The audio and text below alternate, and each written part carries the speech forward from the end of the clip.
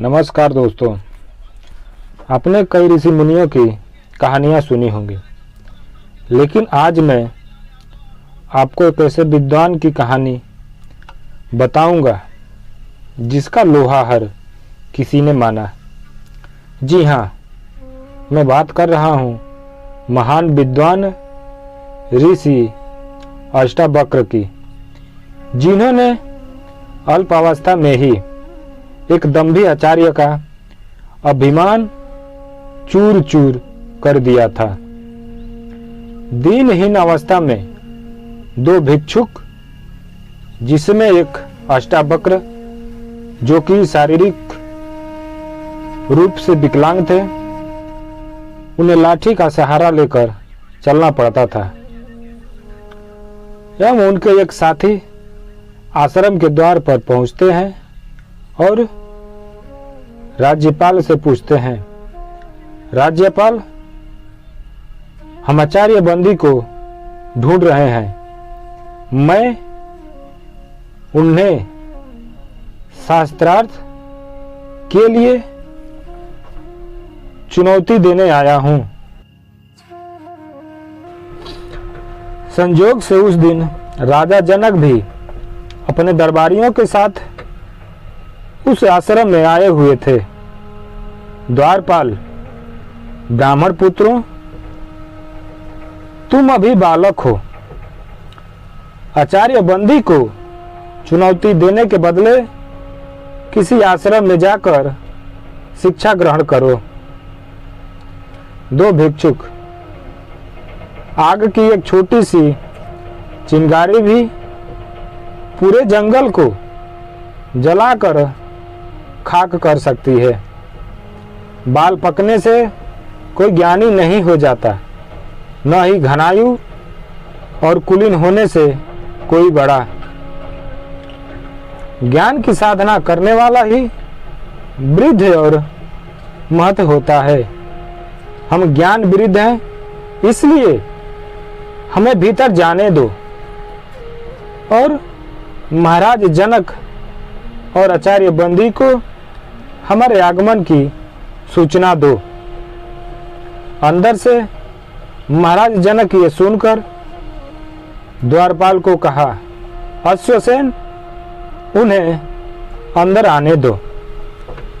लाठी का सहारा लेते हुए अष्टावक्र व उनके साथी अंदर आते हैं और जैसे ही अध्ययनरत विद्यार्थियों के बीच पहुंचते हैं तो सभी उनके विकलांग शरीर को देखकर हंसने लगते हैं।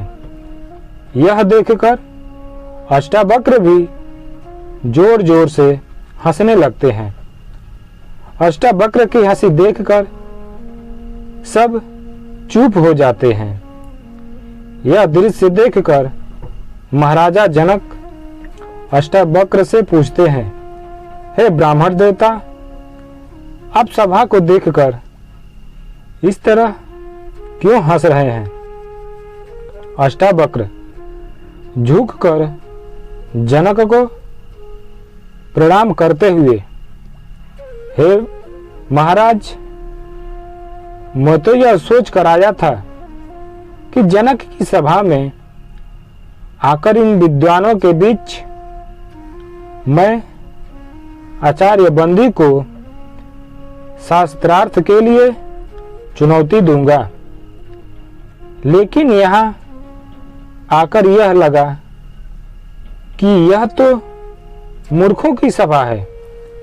मैंने अपने हंसने का कारण तो बता दिया, अब आप अपने मूर्ख विद्वानों से पूछे कि वे किस पर हंसे, मुझ पर या उस कुम्हार यानी भगवान पर जिसने मुझे बनाया। राजा जनक खड़े होकर हाथ जोड़ते हुए, हे ब्राह्मण कुमार, मुझे और इन सभी को इस अज्ञान के लिए क्षमा करें, पर मेरा निवेदन है कि अभी आप आचार्य बंदी से शास्त्रार्थ करने के लिए वयस्क नहीं हुए हैं। आचार्य बंदी से शास्त्रार्थ करना कठिन है, उनसे पराजित होने वाले को जल समाधि लेनी पड़ती है। इसलिए आप और विद्या अध्ययन करें। अष्टावक्र राजन, आचार्य बंदी से शास्त्रार्थ करने के लिए मुझ पर गुरु कृपा ही पर्याप्त है, और जो अमर है उसे मृत्यु का क्या भय। किसी महान उद्देश्य के लिए प्राण देना मृत्यु नहीं होती। आप आचार्य बंदी के सामने मुझे प्रस्तुत करें। आचार्य बंदी खड़े होकर, मैं हूं आचार्य बंदी, अभिमान के साथ मैं तुमसे शास्त्रार्थ करने के लिए तैयार हूं, पर क्या तुम्हें मेरी शर्त स्वीकार है? अष्टावक्र का साथी, एक ही बात बार बार कहकर आप हमें भयभीत करने की नाकाम कोशिश क्यों कर रहे हैं? आचार्य बंदी हंसते हुए, चाहो तो तुम दोनों एक साथ मेरे साथ शास्त्रार्थ कर सकते हो। अष्टावक्र, मैं एक हूं और मैं एक ही आपसे शास्त्रार्थ करूंगा। दोनों शास्त्रार्थ के लिए बैठते हैं और शंखनाद होता है। आचार्य बंदी, प्रपंच क्या है? अष्टावक्र जवाब देते हैं, जो कुछ दिखाई देता है, जो कुछ भी, वो प्रपंच है। फिर से अष्टावक्र, जो दिखाई देता है का क्या तात्पर्य है? आचार्य बंदी, जो दृष्टि गोचर है, मन और इंद्रियों का विषय है, जिसे मैं स्वयं जानता हूं, वही दृश्य है। आचार्य बंदी, जो दृष्टा है उसे कौन जानता है? स्वयं को कौन देखता है? अष्टावक्र, उस स्वयं, उस आत्म को देखने के लिए किसी की सहायता की जरूरत नहीं पड़ती। जैसे सूर्य को प्रकाश के लिए दिए की जरूरत नहीं पड़ती, वह स्वयं प्रकाशमान है। फिर से अष्टावक्र, यह संसार कहां से आया? आचार्य बंदी, यह सृष्टि केवल और केवल उससे आई है। आचार्य बंदी, उससे का क्या तात्पर्य है? फिर अष्टावक्र, वह ब्रह्म है, वह ईश्वर है, वह ही अपनी माया से इस संसार को रचता है, वह ही रचनाकार, पालक और इस जगत का संघकारक है। अष्टावक्र, ब्रह्म इस संसार की रचना, पालन और संहार कैसे करता है?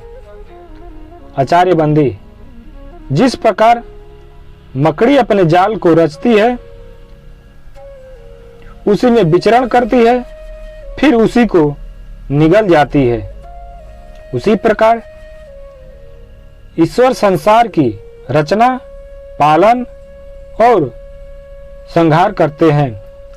आचार्य बंदी, जीव क्या है?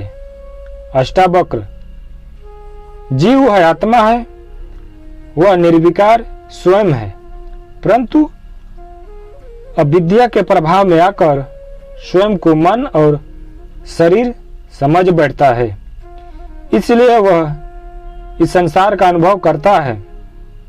अष्टावक्र, अविद्या क्या है? आचार्य बंदी, अनात्मा को आत्मा समझना, निर्विकार को विकार युक्त समझना, अंधिसार को ही सच समझना। आचार्य बंदी, विद्या क्या है? अष्टावक्र, आत्मा का ज्ञान विद्या है, सा विद्या विमुक्त है, वह जो हमारे सारे दुखों, पीड़ाओं, बंधनों, अज्ञान, प्रतियोगिता में भ्रमात्मक कल्पनाओं से मुक्ति दिलाए वह विद्या है जो हमें द्वैत के भाव से, हम दो हैं के विचार से, तुम और मैं के भेद से मुक्ति दिलाए वह विद्या है। विद्या दृष्टि देती है जिससे मनुष्य अपने ब्रह्म रूप को पहचान सके। सभी विद्वान एक स्वर में बोलते हैं, साधु साधु साधु। अष्टावक्र ब्रह्म को जानने की प्रक्रिया क्या है? आचार्य बंदी, ब्रह्म को जानने के दो मार्ग हैं। पहला मार्ग यह जानना ब्रह्म क्या नहीं है। जो ब्रह्म नहीं है उसका निषेध करना सब नाम गुण रूप दोष और परिवर्तनशील वस्तु। दूसरा मार्ग सत्य जैसा है उसे वैसा ही पहचानना। वह अस्तित्व रूप है, उसके बिना संसार का अस्तित्व ही नहीं। वह ब्रह्म ही था, वह ब्रह्म ही है। इसलिए मैं ब्रह्म हूँ, तुम ब्रह्म हो, हम सब ब्रह्म ही हैं। इसलिए सारा संसार ब्रह्म है। सभी विद्वान एक स्वर में बोलते हैं, साधु साधु साधु। फिर अष्टावक्र ब्रह्म को कैसे जाना जा सकता है? आचार्य बंदी बोलते हैं, ब्रह्म को सही सामाजिक व्यवहार, आध्यात्मिक चिंतन, ध्यान पूर्वक सुनने, नित्य अनुभवों पर विचार करने, निष्कर्षों पर मनन करने तथा समाधि में जाकर जाना जा सकता है। आचार्य बंदी, ब्रह्म ज्ञानी के लक्षण क्या है? अष्टावक्र, यदि कोई दावा करता है कि उसने ब्रह्म को जान लिया है तो वह ब्रह्मा को नहीं जानता। ब्रह्म को जानने के साथ ही वो ब्रह्म को जानने का अहंकार मिट जाता है। आचार्य बंदी, क्या उसे तर्क से जाना जा सकता है? अष्टावक्र जवाब देते हैं, नहीं, पर तर्क सहायक हो सकता है। अष्टावक्र, क्या उसे प्रार्थना और भक्ति से जाना जा सकता है? आचार्य बंदी, नहीं, परंतु प्रार्थना और भक्ति सहायक हो सकती है। आचार्य बंदी, क्या उसे योग या मनन से जाना जा सकता है? अष्टावक्र, नहीं, पर योग व मनन सहायक हो सकते हैं। शास्त्रार्थ का अंत होता दिखाई नहीं दे रहा था। दोनों एक दूसरे पर भारी पड़ रहे थे कि अचानक बंदी को ये नहीं सूझता कि वह अष्टावक्र के प्रश्न का क्या उत्तर दें। वे मौन हो गए। अष्टावक्र, आचार्य उत्तर दें, आचार्य उत्तर दें। इस पर भी आचार्य बंदी के शांत रहने पर सभी अष्टावक्र की जय जयकार करने लगते हैं। उनके गले में फूलों की माला पहनाई जाती है। महाराजा जनक भी उठकर उनको माला पहनाते हैं और प्रणाम करते हैं।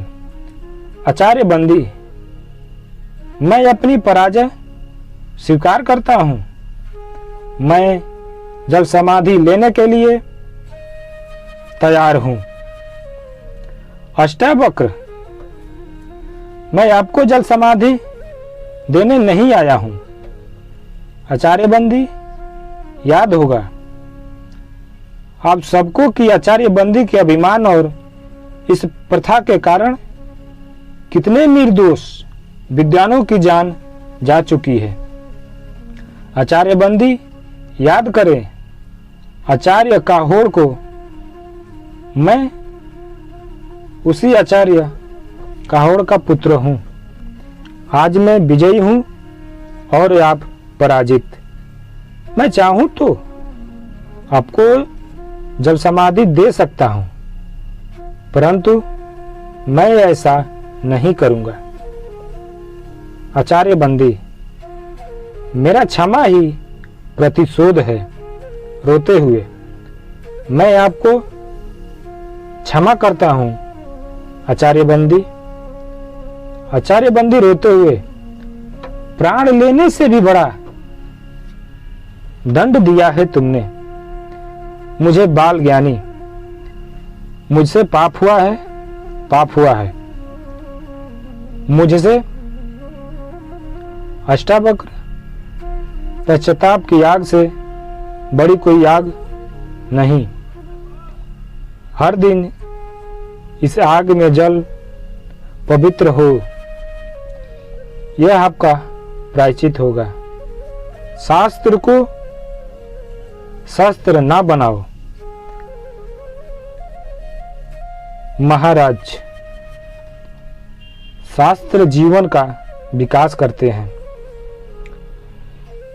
शस्त्र जीवन का विनाश। जितना पुराना है हिमालय, जितनी पुरानी है गंगा, उतनी ही पुराना है ये सत्य। हिंसा से कभी किसी ने किसी को नहीं जीता। सभी उठकर उनको प्रणाम करते हैं और अष्टावक्र प्रस्थान करते हैं। तो दोस्तों, पौराणिक काल की वास्तविक घटना हमें अभिमान से दूर रहने की सीख देती है। साथ ही ये हमें सिखाती है कि भले किसी ने हमारे साथ बहुत बुरा व्यवहार किया हो, पर हमारी सच्ची जीत उसे क्षमा करने में ही है, दंड देने में नहीं। तो मित्रों, यह कहानी कैसी लगी आप हमें कमेंट करके जरूर बताएं। चैनल को